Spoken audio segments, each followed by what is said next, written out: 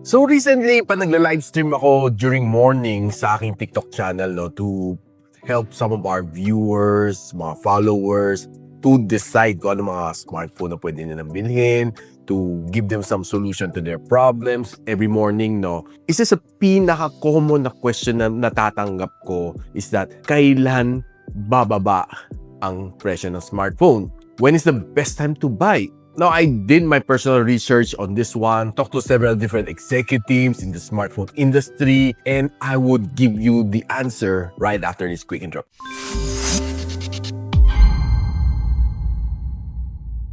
Now, probably napanood mo yung video ko about bakit nga ba tumataas ang presyo ng smartphone here sa ating channel dito sa Gati Psychic Beyond Review. And we did break down all of the root cause, all of the reasons kung bakit nga ba sobrang nagtataas ang presyo ng mga smartphone. Now, recently, I got several reports, siguro gusto ko lang quickly i-share sa inyo yung mga price increase announcement across different brands. Let's not talk about Oppo tsaka Realme na kasi talagang mahal na sila from the start. So, honestly, I could hardly recommend those two brands sa inyo.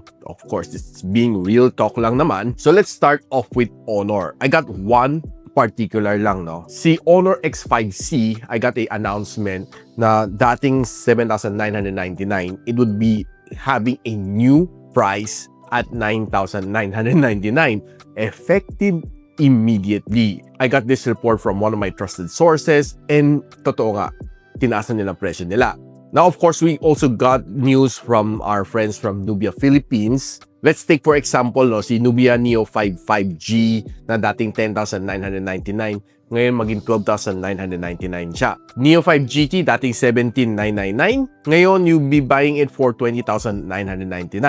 Medyo malaki rin kanyang increase, roughly 3,000 pesos. Now, here are the prices ng other models ng Nubia na tataas. Hindi ko na iisa-isahin, post na lang yung screen kung gusto niyo mabasa. Now, I also got some update from Samsung naman. Yung Samsung Galaxy A07 na dating 5,590, ngayon mabibili mo na siya ng 8,100 pesos. And yung Galaxy A17 5G na dating 14,999, ngayon, 19,100 pesos na. So, that's roughly 4,000 pesos na increase. And here's the list ng mga other models na kasama sa increases. Pause mo na lang kung gusto mo makita. Now, pati si Xiaomi nagkaroon ng announcement almost across all of the models ng kanilang mga smartphone. Let's start off with the tablets muna. Yung famous na Redmi Pad 2 dati 12,999, ngayon 13,999 na siya. Yung Redmi Pad 2 Pro na dating 20,999, ngayon mabibili mo na ng 23,999.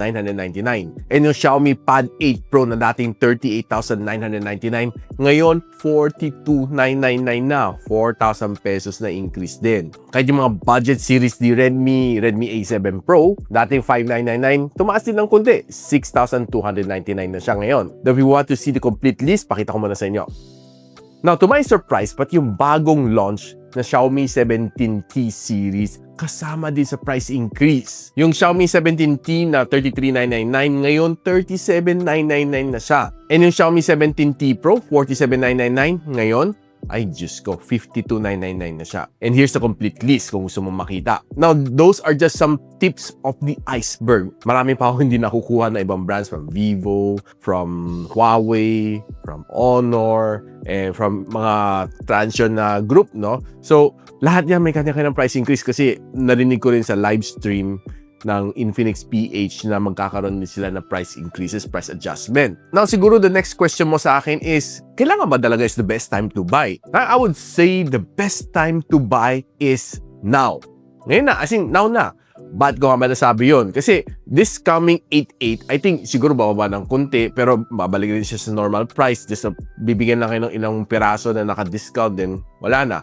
I'm not sure kung would they continue to drop some of the prices para sa 8/8, 9/9, 10/10, 11/11, 12/12. But huwag kayong umasa na magkakaroon ng sobrang laking price drop. Matuwa na kayo kung hindi pa siya mag-price increase kasi balita ko, this is just the beginning. Meron pa mga succeeding daw na price increases. Based sa aking information, I'm just giving you some tips, na if you really need to buy your smartphone, buy it now. This is the best time to buy dahil nagtataasan ng mga presyo. If you wait for 2-3 months down the line, may mga iba nakikita sa comments kasi nagtatanong, magiging mura ba ang smartphone sa 1212? Ang sinagot ko sa kanila, no, I don't think so.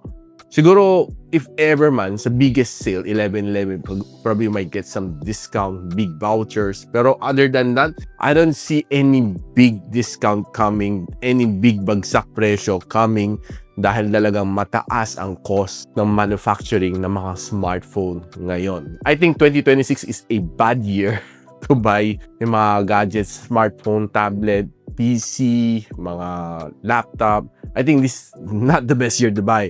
Pero talagang, yun ang pinakapayo ko sa inyo guys. So, kung talagang kailangan mo na mag-upgrade kasi medyo pasira na yung phone mo or talagang you really need to buy, this is the best time to buy.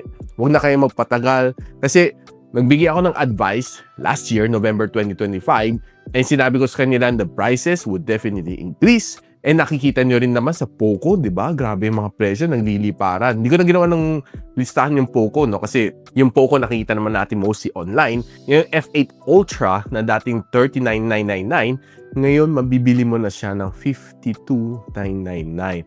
Just see the price gap, no? Kahit si X8 Pro, magugulat ka na sa kanyang presyo, eh. Dati parang nasa 20 plus, ngayon mabibili mo na sa 47 the last time that I checked. I mean, pinawisan ako doon sa kanilang presyo, no? Talagang masya-shock ka talaga sa price increase nila. And this is real, no? I'm not kidding. And yeah, probably before I leave you guys, that's my final piece of advice sa inyo lahat. If you really need to upgrade, if you really need to invest, this is the best time to buy now. And probably I can still put some mga sulit na pwede nyo bilhin for this year at this point of time. As of today, na sinut ko tong video na ito.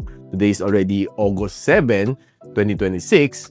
You can check the description box below kung ano nga ba mga sulit na pwede nyo pa rin bilhin this 2026 toward hanggang the end of the year na probably. Huwag na lang kayo magugulat kung yung mga links biglang nagtaas ang presyo, hindi ko control yon. Ang may hawak nun, yung mga smartphone brands na yan. So I hope itong video na ito serves as a quick reminder sa inyo, not really a warning, but as a reminder sa inyo na if you need to act now. So with that said guys, I hope may natutunan naman kayo dito sa video ko, no? Kung meron man, ano ba naman mag-like, subscribe kayo dito sa aking channel para ma-engganyo ako to give you more information sa mga nalalaman ko dito sa tech world and beyond the tech world. So until then, I hope to see you in my next video.